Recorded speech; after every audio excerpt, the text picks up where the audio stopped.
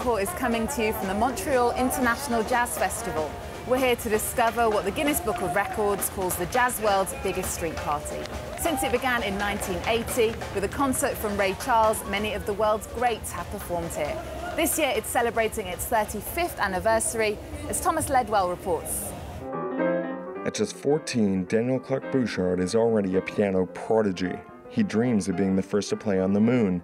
Now, Daniel is taking the stage at the Montreal International Jazz Festival, following in the footsteps of Aretha Franklin, B.B. King, Leonard Cohen, and Miles Davis. I'm still like, wow, you know?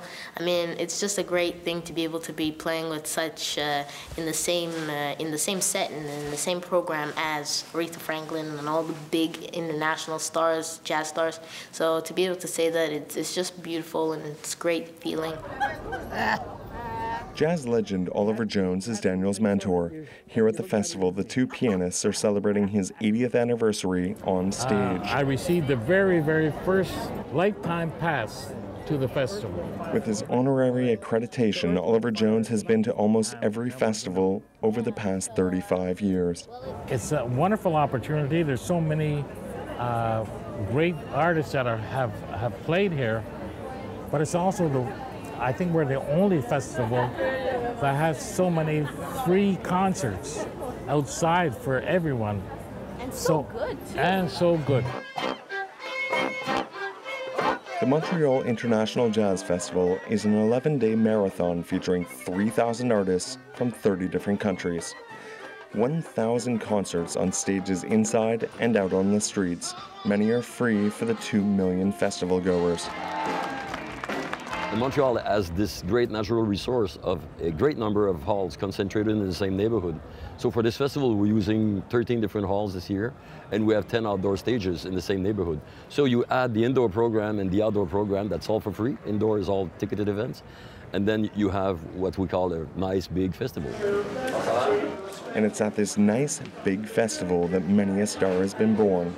This is a much more emotional place for me to play in every way, and where I feel rooted in jazz and the appreciation for jazz, and that this festival is just the most significant festival for me in the world. Another reason for the festival's success is its diversity, with hip-hop artists like Snoop Dogg and Deltron 3030 also in the lineup. Montreal's Random Recipe prepare for their performance on the main stage. Once just kids in the crowd, they hope the festival will be their big break.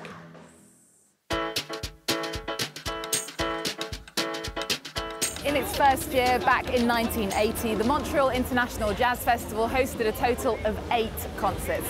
This year, there are more than 800. And the British singer-songwriter Katie Melua is among the names on the bill. This is the closest thing to crazy I have ever been. Feeling 22, acting 17. This is the nearest thing to crazy I have ever known. Katie Melua, hello. Hello. Thanks for talking to us. Now, it's an amazing lineup this year with Diana Ross to Snoop Dogg. Aretha Franklin. Aretha Franklin. Amazing stuff. And it's a festival that's hosted real stars over the years, from Miles Davis to Ray Charles. What's it like playing here? It's amazing. This is my 4th time here. And the 2nd and 3rd time, I saw Leonard Cohen and Paul Simon, 2 of like my biggest legends. So it's always so special coming back here. We're at the Jazz Festival in Montreal, but it was actually classical music that captured your heart in the beginning, wasn't it? It was, I guess. The first piece of music that I remember when I was about 5 years old was back home in Georgia. The lights had gone out, which is what happened all the time because it was post the Soviet Union breakup. The country was struggling, the economy had died, so our electricity would like cut out every night. And so in the darkness, I remember Mum would go to the piano, we'd have a candle lit, and she'd play Beethoven's Moonlight Sonata. And that was the first time I heard it. I remember just being, I don't know, quite transfixed and thinking, how is this thing that I can't see or touch affecting me so much? And yeah, that was the first time music blew my mind. What was it like growing up in Georgia? Well, so we moved when I was 9 years old, but I do have so many vivid memories. It's quite Mediterranean because it's quite south, it's next to Turkey. It's one of the earliest Christian countries, and wine was apparently invented in Georgia. So that's like your facts about Georgia. So I stopped one day to figure it out. I'll quit my job without a shadow of a doubt to sing the blues that I know about. My life is just a slow train crawling up a hill. And when you were very young, you became a star. When you were 19, you had 2 global #1 albums. What was that like? To be honest, it was quite freaky. I didn't really sort of expect it to happen so quickly and so big. So I guess it took me a while to find my feet and get used to being a star, as you say. Most of the time I ended up kind of denying that it was happening and just tried to focus on the music. And I don't know, I just feel like only now, after 10 years of being on the road, gigging, working on the guitar playing, working on my voice, that I kind of have finally got to a place where I'm, you know, it's valid, like the success is valid.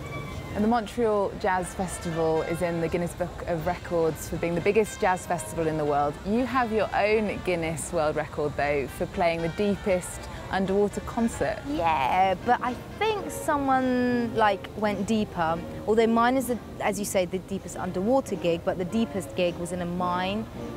They did that, I think, 2 years after I did mine. And what did you do? Okay, so I went, I did a gig at the bottom of a gas rig off the coast of Norway, in the North Sea. In years they may forget this love of ours, or that we met. They may not know how much you meant to me.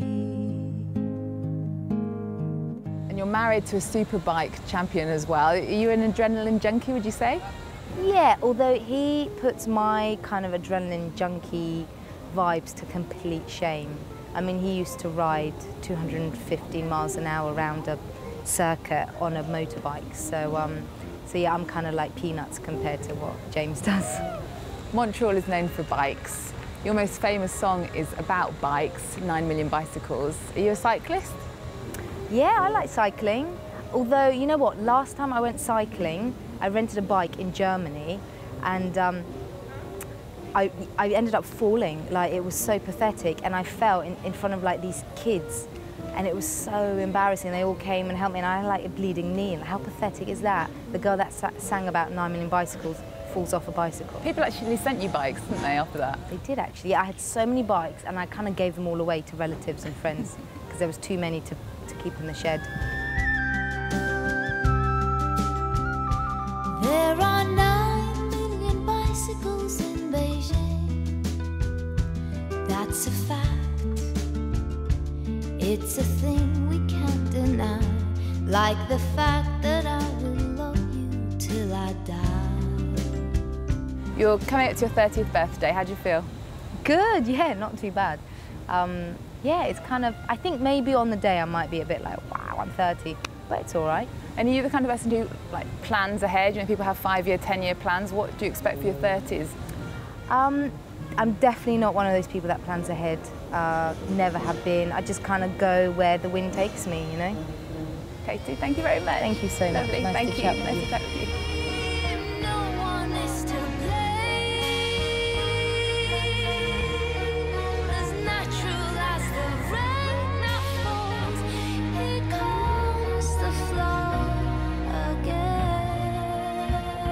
Katie Melua is one of 3,000 musicians performing here this year. The majority of the concerts are outside and they're free. With its Music for All philosophy, the festival has created a sort of musical revolution in Montreal. Our reporters have been following one local culture vulture to find out some more. The summer is always François Lavigueur's favorite season. Not only is the sun shining, but it's also a time for festival hopping. On Sundays, he comes here to Mount Royal Park to see one of the city's not-so-hidden treasures, the Tam Tam Jam, a spontaneous gathering in the heart of the city completely free to the public. It's just so accessible, and it's just amazing, this amazing meeting of people who don't know each other, just come here, jam, it's fun, People come, people go, people stay, and it's just very, it's really the heartbeat of Montreal. As long as there's tam-tams, there's going to be Montreal. The music draws hundreds of people to the park every week, with everyone free to participate, even if they only have a shoestring. The tradition dates back over 30 years. It all started with Milton Dawes, who's now 82, and his friends who were looking for a spot to practice. When we just started, we were playing good music. We were playing like an orchestra with different parts, you know. So it was quite well disciplined. But here there's no discipline. Everybody just play. And people like that, and they have fun. Next up, a trip to Ile Sainte-Hélène, 8 kilometers away, for a different type of festival altogether. So we're at Picnic Electronic, which happens every Sunday afternoon during the summertime. It's a simple concept. Each week, crowds come to listen to electronic music while also getting to enjoy a wonderful view of Montreal. There was a lot of events, but they were pretty much the same, so we wanted to bring something different, something new, to take the electronic music from the dark places and clubs and to bring it outside and to enjoy the outdoors. Mission accomplished. In 12 years, the event has grown from just 300 people to 6,000. No mean feat in a city which boasts a hectic cultural calendar. Oh, never tired, never tired. We never get enough. It's always something new, there's always something to absorb, and that's what summer is all about. Photo exhibitions, music festivals, films, comedy, the circus. Montreal has a little something for everyone.